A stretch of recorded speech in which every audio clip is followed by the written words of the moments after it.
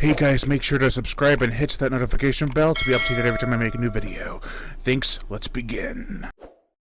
Who doesn't love a good homage to the Texas Chainsaw Massacre?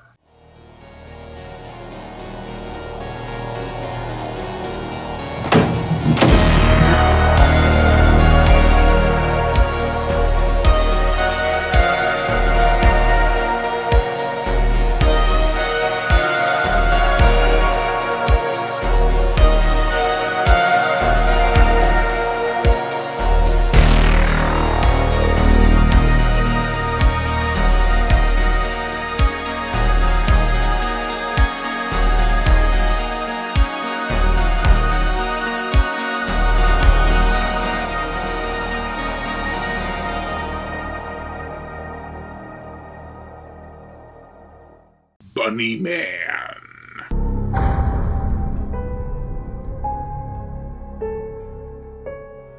This will be a full review of the 2011 version and a mini review of the 2019 Grindhouse edition. The plot: a group of 6, I believe, friends drive through the remote regions of Southern California. They come across an angry truck driver and his chainsaw and Bunnyman suit. Now they're attacked and seemingly helped, but you know, not all is what it seems. Let's start off with the characters, because they are so illogical. Even Spock would have a hard time believing that they're actually well-written characters. Die soon and suffer. Almost every decision they make is dumb and foiled within seconds. The one saving grace is when they tried to acquire the killer's chainsaw via a mattress, which was pretty clever. It actually goes pretty well, and then they go back to being morons a couple seconds later. As for the other cons, this editing and sound design is pretty rough. Some scenes that required dialogue and other sounds are replaced with music. Also, there are some jump cuts in between certain scenes. I don't know if it was to make the film look more chaotic, but it was quite distracting. The acting was decent. However, the pain inflicted on certain characters should have had more of an impact via their reactions. The movie is shot well and has a decent atmosphere. It definitely feels grimy, which works in its favor. You want a dirty vibe when watching a movie that's trying to be a Grindhouse flick? Let's take this film for example, and I'm not talking about the Grindhouse edition. It is amplified by the killer's treatments to the characters. People are dragged, battered, and bruised, and tossed aside. Matthew Stiller and Joshua Lane play main characters, as well as the Bunnyman himself. Having multiple people play the killer gives it an extra low-budget charm, which I think helps. During the climax, it does feel a lot like the Texas Chainsaw Massacre. It didn't help too much, in fact it kind of hurt the film, because it wasn't impactful enough. Marilyn Burns gave her all in real-life grime and gross-out scenery and atmosphere and location, and she felt the fear because it was disgusting. In that house, here it is set, and you can obviously tell it's been lived in, thanks to the set designers or dressers, but they don't seem to be really horrified. For the gore, the effects, we get lots of blood spray and splatter, a woman torn in two by being tied to a tree, and then dragged by a truck.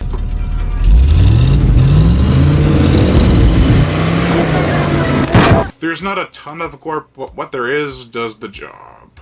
The blood looks good, and the scene of mutilation is obvious in its limitations, but effective. There is also a pretty tame scene of torture. It's mostly done on and off screen.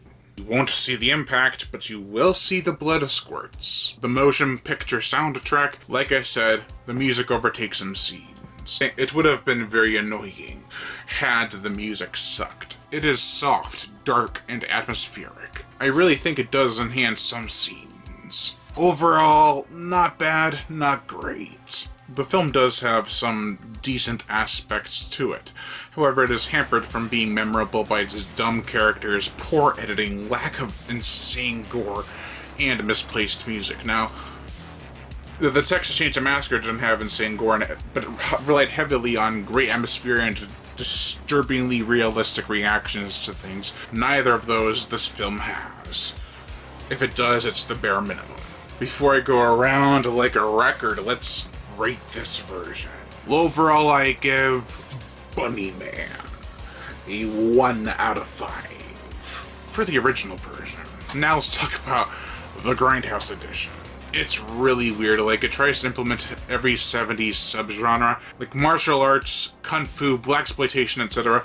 I didn't find it funny, actually, but it just seemed really annoying and out of place. Like, dubbing, yeah, it's out of place sometimes, but at least it's trying to make sense of the scene that the characters are in and what they're trying to say. Here, it's just willy-nilly put in. But the extra gore, what there is of it, was okay. So I'd have to give the Grindhouse version a 0.5 out of 5. It was pretty tough to get through. I had it on Amazon Prime. I'm not sure if it's still on there, but when I watched it, I just wanted it to be over. Now, Bunnyman is more of a 1.5 out of 5, but it's a little lower than that. It's closer to a 1.5 than a 0.5, I should say. But that's gonna do it for this video, guys. Thank you all for watching, and I am Brian Gatto, the Horror Shark. Make sure to like, comment on, as well as share this video. Like my Facebook fan page and support me on Patreon. Even $1 a month will help keep this channel going on strong, and I greatly appreciate it. Plus you get access to body counts and other music videos that you cannot get on YouTube because of copyright and age restriction monetary support. If you want to support the channel through PayPal, it's horrorshow37@gmail.com. I greatly appreciate that too. But if you don't want to support me with any money, just hit that notification bell to be notified every time I make a new video, and as always, subscribe.